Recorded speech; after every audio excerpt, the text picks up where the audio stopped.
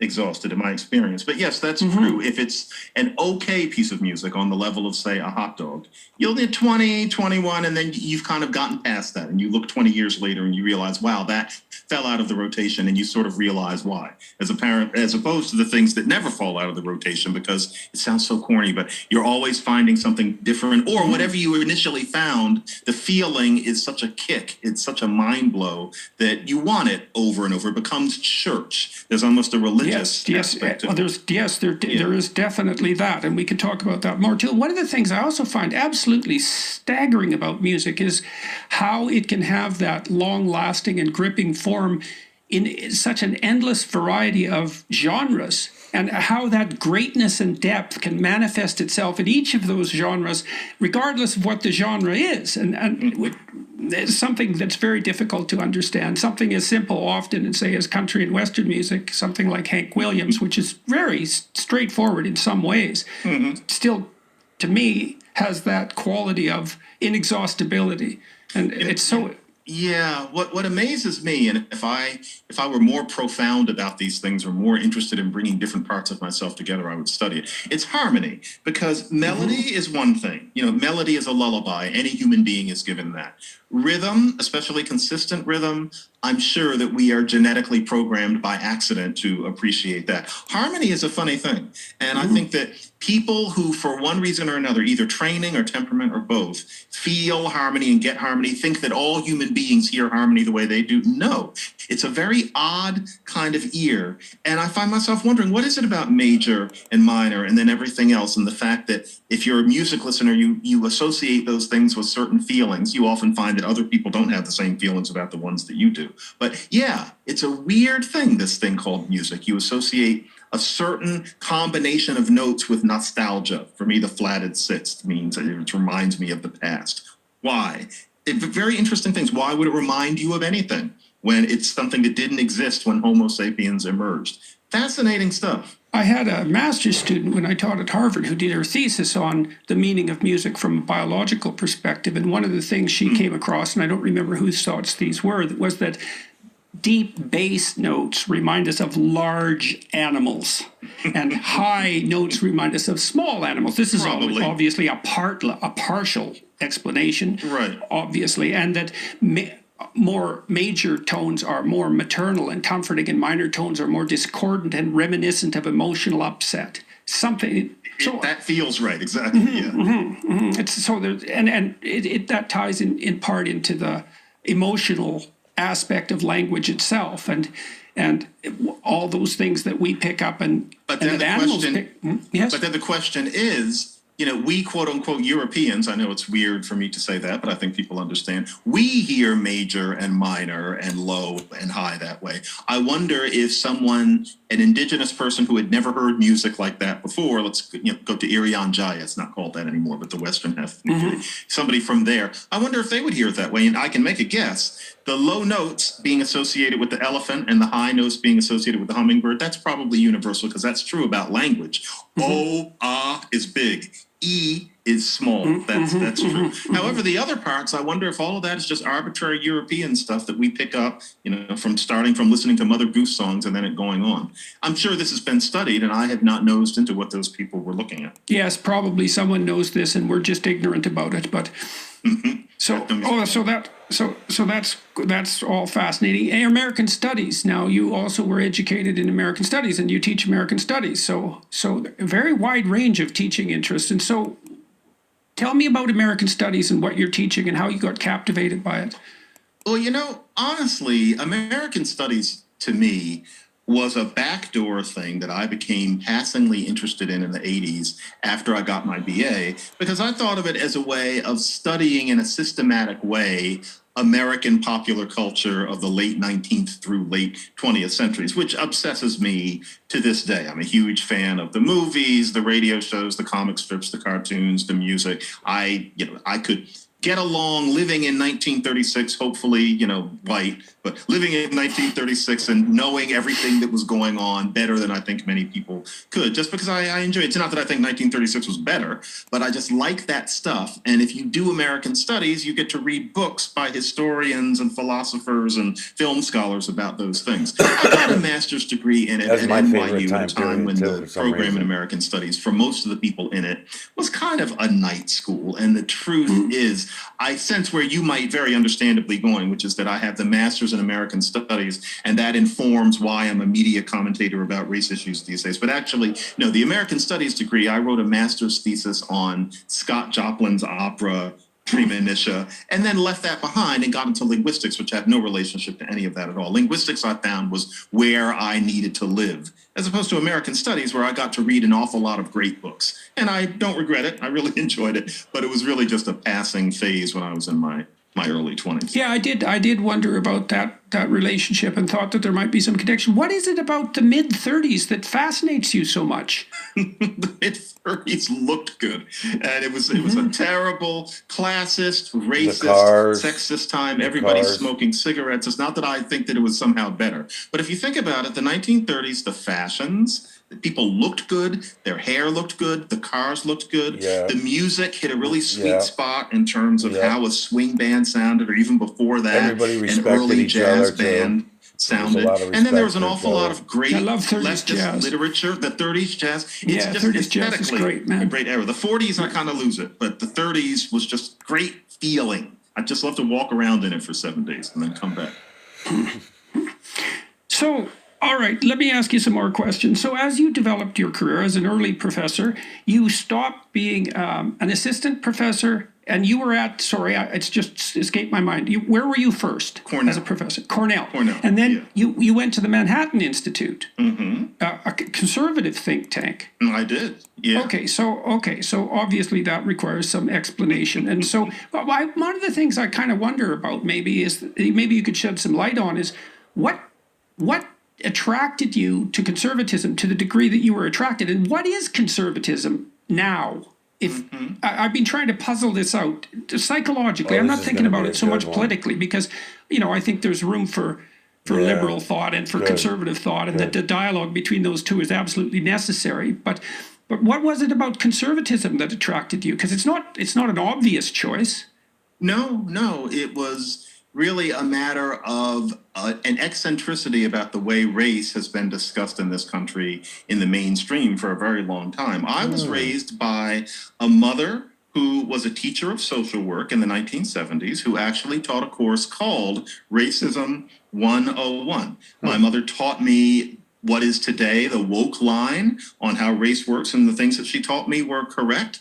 And I have, to this day, never voted Republican. I am a Democrat. I am a liberal. I always say I am a black liberal of about 1960. A normal but I found woke person? as I Is this came a normal, of age good that woke person? as I analyzed the socio-political things happening around me that concerned race, that I didn't agree with what was supposed to be the default kinds of assumptions. And I found that my assumptions, which I think would have, endeared me thoroughly to the NAACP in 1960, were considered repulsive, inappropriate, naive, or conservative. And so the Manhattan Institute, I didn't choose it.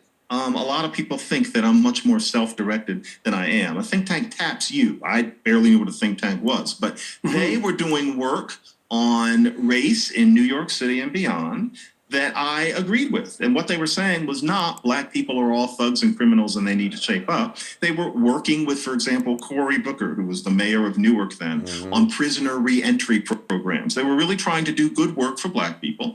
And I didn't see any other think tank that was doing anything like that. And they summoned me. The Manhattan Institute is a conservative think tank, but they've always been hospitable to an extent to Democrats. I was not the only one there. But understandably, while I was there, and I was there for a good long time, a lot of people thought that meant that I was a conservative Republican, whereas it's not that. My views, if anybody were to bother to read the work that I've been doing for what I hate to say is 20 years now, they'd see I don't disagree with any of the things that you would consider to be the liberal orthodoxy, except when it comes to a certain plangent view of race relations where the idea is that the proper Black thing to do is to cry weakness rather than look for solutions. I don't get that. And I know that my civil rights forebears wouldn't have gotten that either, but that's considered a conservative take only because what's considered the mainstream take on race has moved so far to the radical left. Okay, so let's unpack that a bit. So what I'd like, see, I kind of look at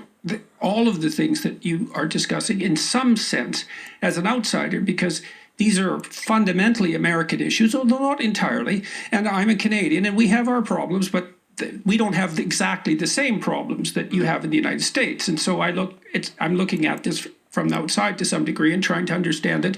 What is this set of assumptions in more detail that perturb you, and why do you, let's start with that. What is this set of assumptions about about race relations in the U.S. that perturb you?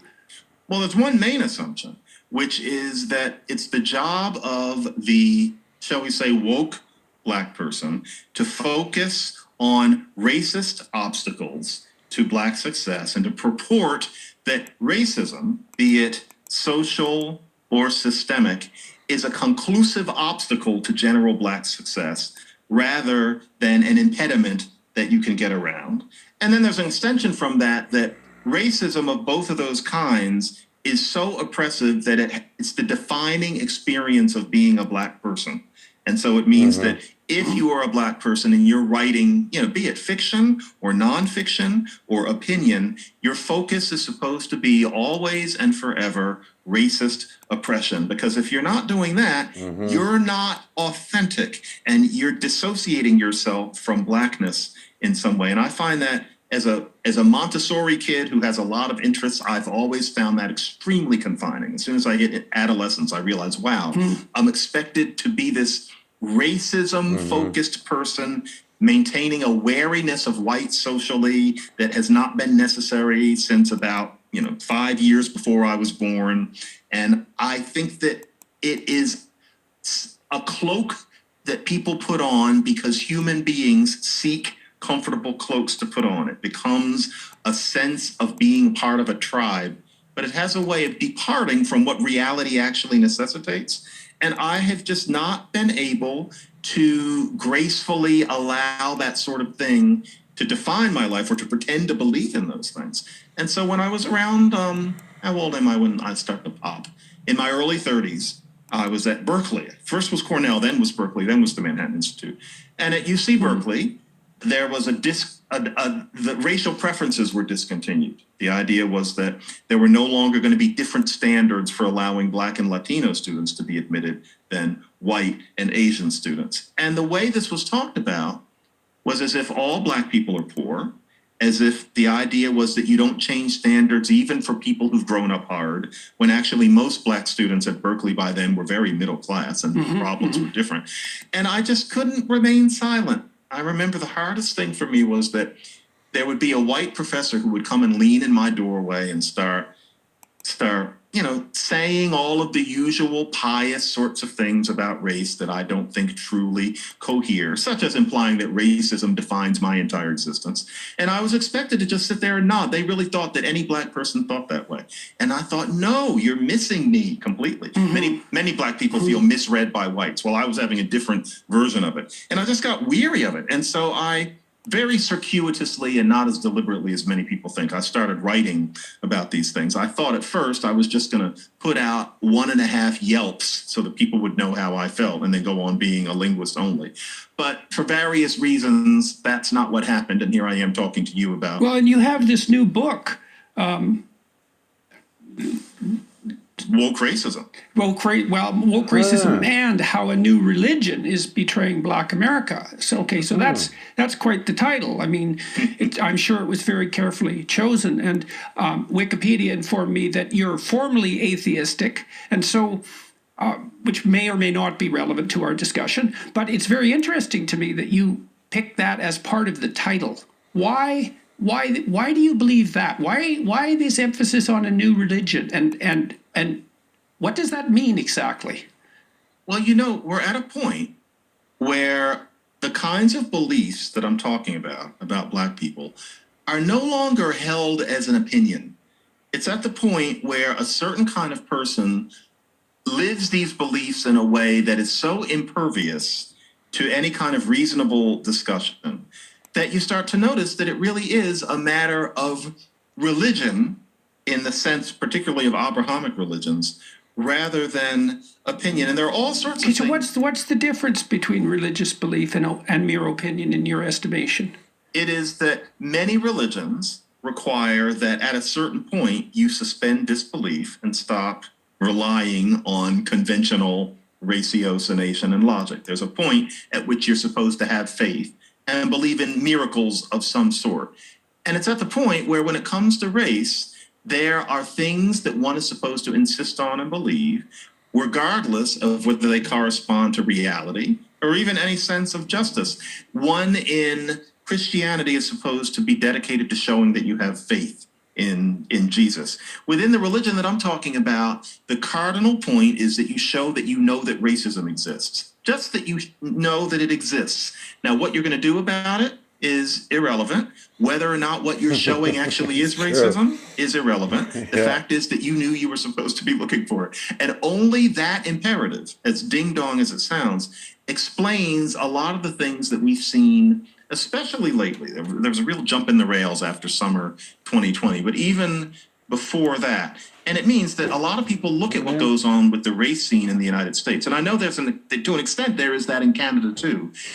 Whenever you see these sorts of things happening and you see brilliant people making arguments that don't make any sense and utterly despising those who disagree with them as if they were heretics, word chosen deliberately, it's because what we're seeing, even though these are people who are usually very secular in their self-conception, it's a religion. This is exactly the kind of person who sent Galileo into exile a very, very long time ago. And the people back then often didn't think of themselves as religious. It was just considered truth. We're faced with that same kind of thought. I just said. Even if I said the that word same isn't sentence applied. earlier today. And it makes the reason I'm putting it that way is not just to annoy the same people thing by with calling science them religious, today. although I think it will We say annoy that them. it's true. It'll also annoy actual religious experts who will say when that there's I'm no stepping evidence outside of, of my lane, which I any most of it, definitely am. And But not any all of of it, this but there's stuff no evidence only of makes any of it sense working if out you the way they realize claim that that these it's working people are religious and that they have to be treated as parishioners and not as people who are up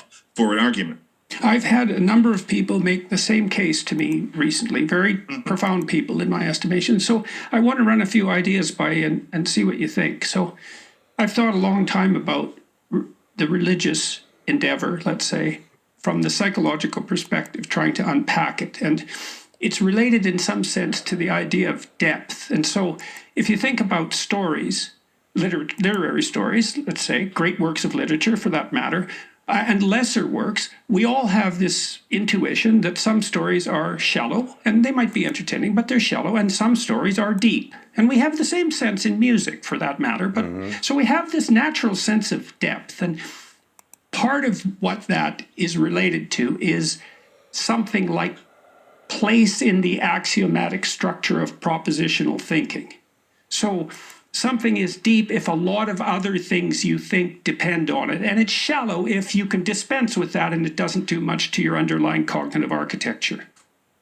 So that seem reasonable so far? Very much, yes. Okay. And then I would say that there's a set of experiences that are universally human, more or less, that occur when our deeper beliefs are challenged. And that threatens the way that we construe the world and our ability to act in it. It threatens us with nihilism. It threatens us with chaos. It's no trivial matter. That happens often when heretofore separated cultures come into contact with one another. Definitely. So worlds can move when that occurs. Okay, so and then I would say that the set of emotions that are associated with the movement of deep beliefs are what we describe when we describe religious experience. And then this is part of the reason I've had a number of conversations with famous atheists and very smart people. I mean, Harris, for example, is an extraordinarily smart person, and I'm familiar with Richard Dawkins' work and Neil Dennett's work. These people are far from foolish, but Richard they miss the Dawkins. point to me to some degree.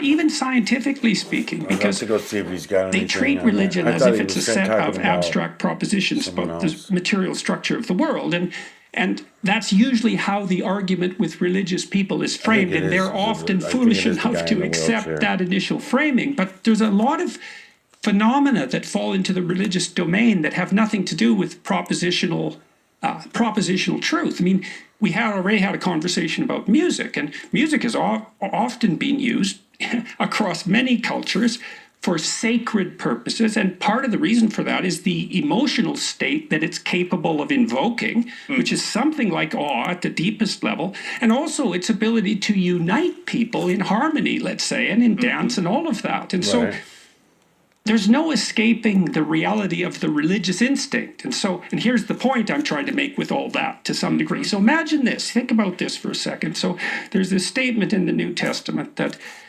we should render unto God what is God's and unto Caesar what is Caesar's. And you couldn't find, you'd be hard pressed to find a single statement ever uttered by anyone that had a more remarkable effect on the development of political systems. Because in some non-trivial manner, the idea that state and church should be separated is justified by that statement. So it's a deadly statement, but I also think it might be true psychologically.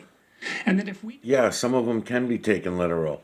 I just saw a video of you ready to talk about Trump. I'm going to go over to it next for the next video, maybe even for this one. So, you know, it says in the Bible that when the final trumpet sound, that's it. It's the reset, right? So we're going to get a major reset, biblically, and literally, because Donald Trump is the final trumpet. And if it doesn't end up being Donald Trump, then it'll be one of the other Trumps. So most likely it'll be him. We're gonna divide up the states now. I was just saying this in the Candace Owens series, which I think it's got 3 views or something like that. The video I was talking about it.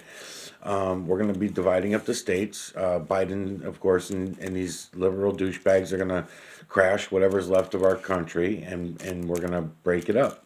So most likely it'll be, I'm guessing, a heavy guess will be Michelle Obama, most likely, or one of them, will take over the Democratic states, which we know which states those are going to be, right? And we already know which ones Trump's are going to take. So Trump will bring back gas, but he's going to have to work under global conditions. And all these things are all already planned out through the United Nations. China's going to be the new world power. China's already taken over the dollar already. They're just not, because we're blind? We're so blind we can't tell what's going on. I mean, our dollar has dropped so quickly. I mean, it's in less than 2 years, he's crashed the entire economy and everything. I mean, it's fucked, right? So, I said this, and it's already been a few months since I did Candace Owens series, and I said it before things got even worse because it was just obvious, and it was talked about. Agenda 21 talked about it. You know, United Nations. It's all part of the global plan, and it's supposed to be China's turn, and Russia, I guess, is going to be number 2. As the leading world powers, you know. So whatever we're going to go through, whatever we're about to go through here, it might not be a full reset. They might be waiting. And I'll mention in this series too, because I haven't heard you talk about it either. Joe Rogan stays away from it. I'm going to go look it up for your series. I'm going to look up the Georgia Guidestones, and we're going to see, maybe it was, maybe the Georgia Guidestones are a psyop. Maybe they don't even really exist. I've seen videos of people that did videos that they went there to the Guidestones and they are pointing it out and stuff like that. But maybe it was a bullshit story. Maybe it's one of those straw man situations where they try to make you look like an idiot. Because I've never been to them. But if they do exist and if they are real, then my question is, why? What are we doing? What are we doing letting shit like that stand? Doesn't make any sense. What am I at? 24 minutes. Let's see what you got to say with Trump. Let's see if I can find it. I like this guy, though, too. I'm going to go back to him. All right, yeah. He is the one. He is the one. Oh, boy. Here we go. This is not going to be good. Judge the success of an American president. Not engaging in a stupid war is a nice start. Trump is an anomaly, in my estimation.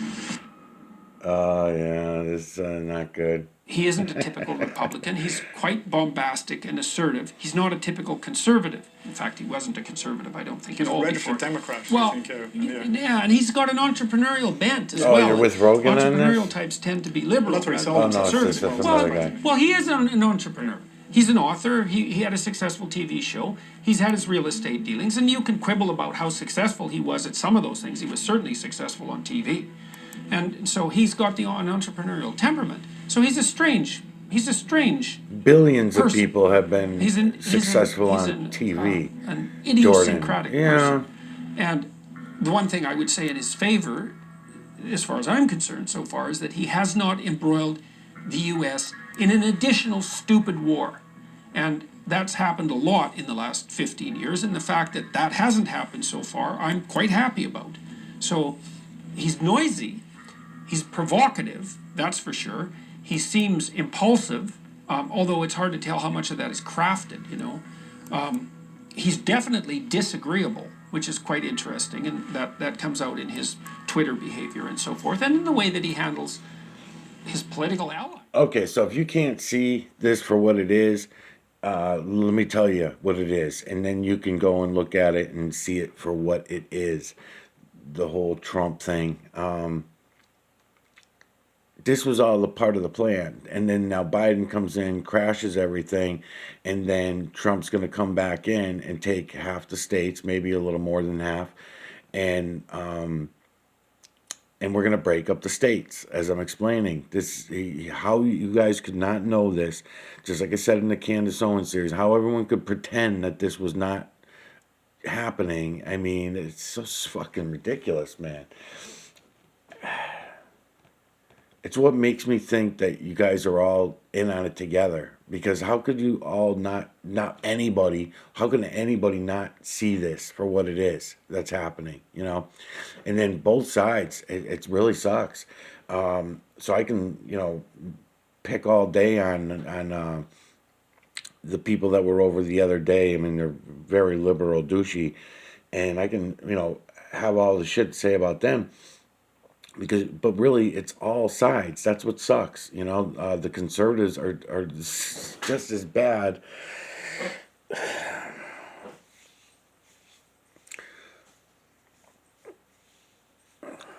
We got to step back, man. We got to step back. Let's listen to some of this. This is gonna be shitty for me to have to listen to this. He's an idiosyncratic person, and the one thing I would say in his favor, as far as I'm concerned so far, is that he has not embroiled the U.S. in an additional stupid war, and that's happened a lot in the last 15 years, and the fact that that hasn't happened so far, I'm quite happy about. So he's noisy, he's provocative, that's for sure. He seems impulsive, although it's hard to tell how much of that is crafted, you know. He's definitely disagreeable, which is quite interesting, and that comes out in his Twitter behavior and so forth, and in the way that he handles his political allies, for that matter. Yeah, and when he's told to by the world leaders, by the real true rulers of this earth, because it's not a world, he does exactly what he's supposed to do, just like Biden's doing. You know, they all have their part. It's just like it's all entertainment for the zombies. You know, they all want to be entertained to death. They don't want to just face things for what they are and see things for what they are. So you can hear the disgust in my voice now because it sucks. I hope I get to some other videos that you do that I because I was enjoying you in the beginning, and then I came across the Joe Rogan thing, and I trying to avoid going back to any Joe Rogan videos because I really don't want to hear you talking up Elon Musk and Joe Rogan and shit like that. I mean, it's ridiculous. And now to hear you talking up Trump and everything too. I understand you're conservative, but why are you buying into all this stuff, Jordan? I mean, you're way too intelligent to be believing any of this shit. So the capitalism and conservatism, how can you say that is better than the rest. Okay, you said that there's all these deaths that came under Marxism, 1.5 million deaths and stuff like that under the Marxist rule. But you don't give any consideration, I don't hear you, about all the deaths that we create for ourselves. Between the abortions and the cancer and the diabetes and the obesity and all these other things, you seem to be on top of the obesity thing a little bit. Like you were understanding that it's the sickness that causes the sickness. And you're right, it is. It is. It's a metellus. I would like to be able to explain to you all about the metellus, but my videos will probably get fucking deleted. So I got to be careful when I go to do that again. But yeah, so you're really close on that as well too. You're just like inches away from the whole true story of what these sicknesses and ailments are. So, but to not look at them and claim that, and this is under capitalist rule, right? And then we know what the medical industry is doing to us. I mean, come on, man. We're going to deny what it is that they're doing to us. And you could say, oh, we made advancements in technology. And if it wasn't for that, then we wouldn't even be living through these cancers. We wouldn't have the cancers, Jordan. We wouldn't have the cancers in the first place if it wasn't for the medical industry. They're the ones doing this. So, and again, or should I ask that in the form of a question? Don't you think it's a little suspicious that, look at the statistics and the cancer rates and how they go up and down and they never match what they say they're going to match? Even the cigarettes. I just heard the last guy talking about cigarettes a few times and smoking. It's so fucking stupid. First of all, we were spraying on the tobacco back then pesticides that were killing the metellus. So these metellus that are all around us too in the air, they're carbons. They're just carbon. Electrometellus and the nanometellus are carbons, and we don't look at them as living creatures because they are carbons. So our mistake, because they're electrical creatures. They're electromagnetically charged and usable against us, but we're going to ignore it. We're going to say no, that doesn't exist. That's not real. That's not true. It is true, and we can see it for ourselves. So why? So why would all you ingenious medical industry, big brain people be going along with such nonsense like Donald Trump, right? Because it's the best that we can do. Is that it? I don't think so. Not if you look at all the bullshit stories. I mean, a couple of the things that he was saying about, he wants to lock people up for a year for burning a flag. I talked about that one before in the last series. If they burn a flag, come on, man, it's burning some material and getting carried away. If Biden was to say something like that, it's a whole different story. All the conservatives would be upset and say, I can't believe he said such a thing. Because you don't go locking people up for stupid shit. And then, because it just makes them want to do it even more, really. Yes, it's offensive and you can think of other ways to punish them, but prison is not the way. And a threat of prison is also not the way, because threats of prison will just turn into the prison, and then we've done that. So there's all kinds of issues that we have. So when he came in, like he was looked up to by Candace Owens. I'm gonna press play. He was looked up to by Candace Owens for the Obamacare changes that he made, Trump, right? So he made these changes to Obamacare. It wasn't enough. I mean, the whole thing should have been abolished. It should have been abolish Obamacare, because it was just another lead into slavery. It was another lead into the Marxist shit that you don't like, yourself. So I don't know. So why are you patting Trump on the back for the shit that he came in and did? Because I'm going to go through a lot of it, and it goes against everything you say you would want yourself. So what? You look in real deep and find a reason to say, okay, well, it's better than the other side, so that's why we're going to go for it. It's only better than the other side because you're not looking at it for its full potential of evil.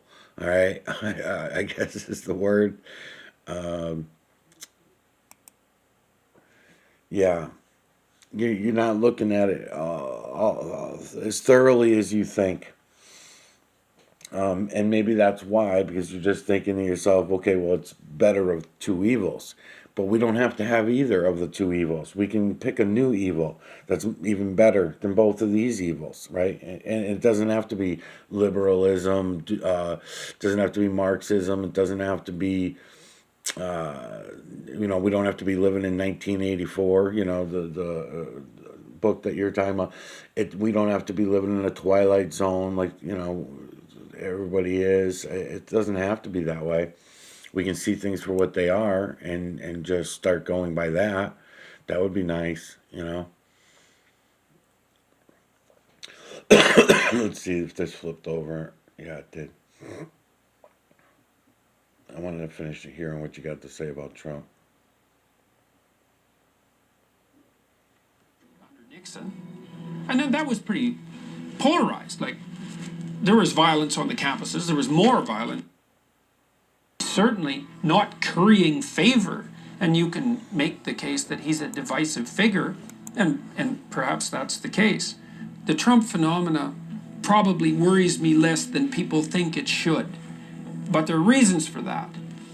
The first reason is that I don't really think that the American people are more polarized now than they were 10 years ago.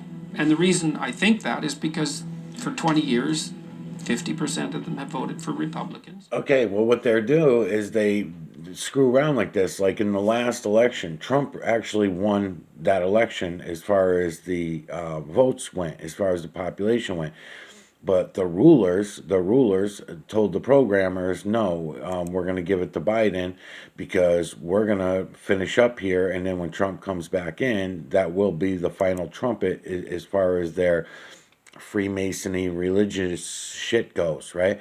So when he comes back in, that's going to be it. It's going to be the final. Now, he could have got his 8 years, but that would not have put the Civil War into effect. What we're calling a new Civil War is the end of the original Civil War is really what it is. So that's how blind we have been to it all. That's really, when you step outside these boxes and look in, this is what you're going to see. And you're going to find out, oh shit, this is the end of our Civil War. It's not a new Civil War. And they needed to,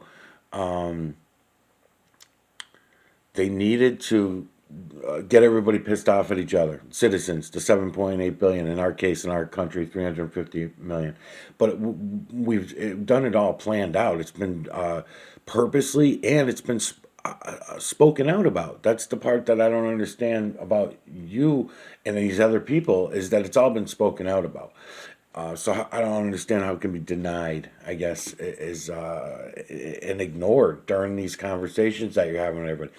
Okay, we intentionally had false flag operations here in our country and also in Canada, but we had some here, and I can't talk about which ones they were or anything like that, but we had these things that happened, and that gave us excuse and reason to go murder and kill and blow up and destroy and spend lots of money in several other countries, Iraq, Afghanistan,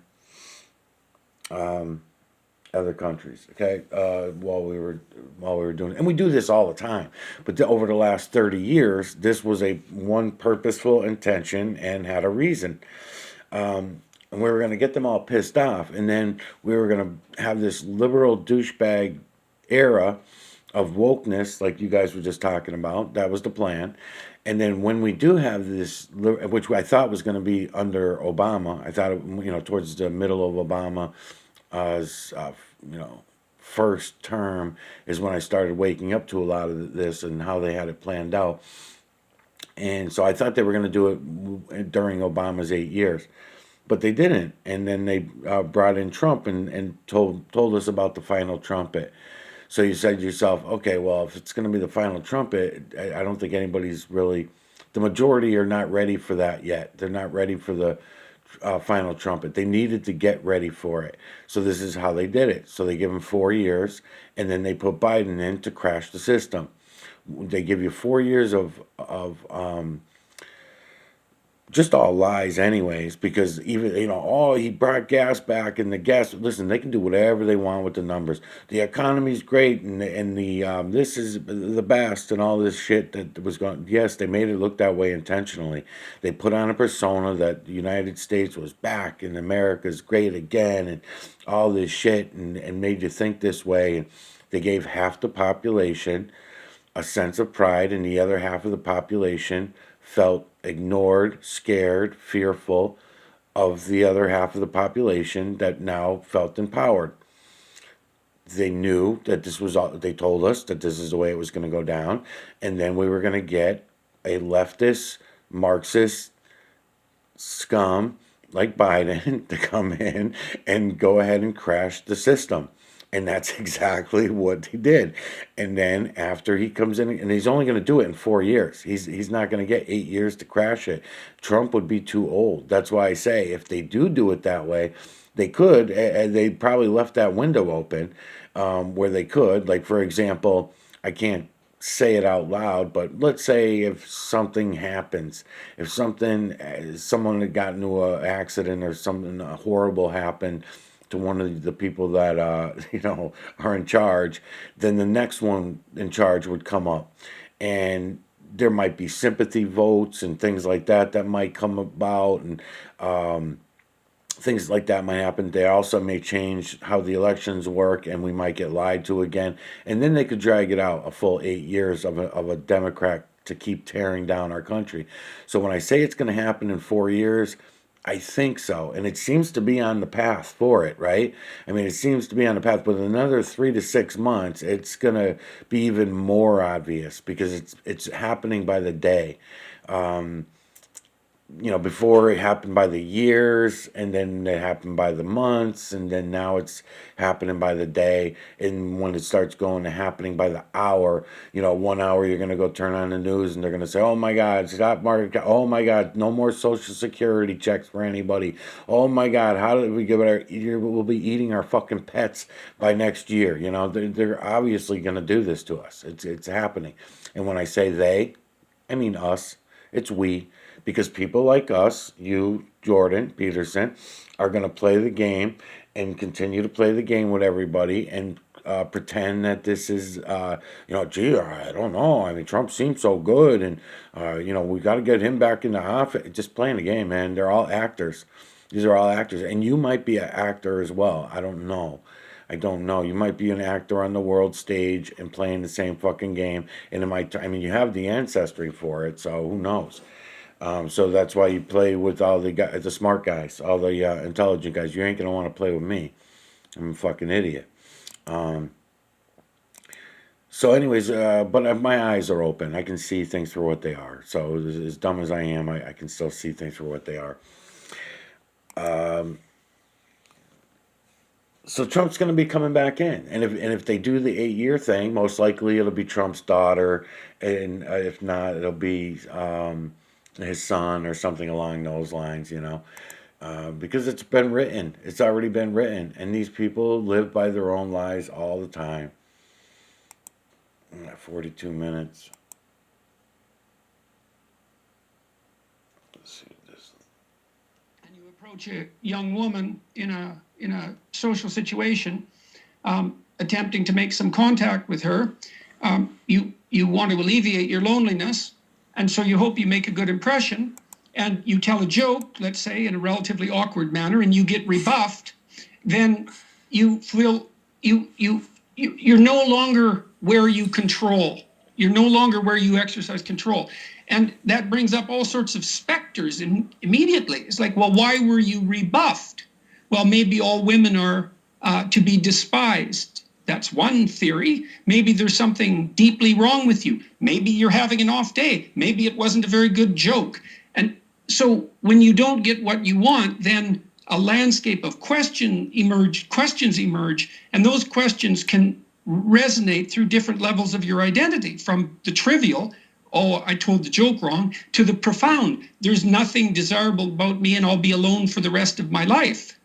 Now, you asked about identity, and I used the example of a child's game, but I could go through an identity. So I do this particularly in maps of meaning. And so, for example, let's say I'm sitting typing, Okay, we could decompose my identity. So at the highest level of resolution, I'm moving my fingers.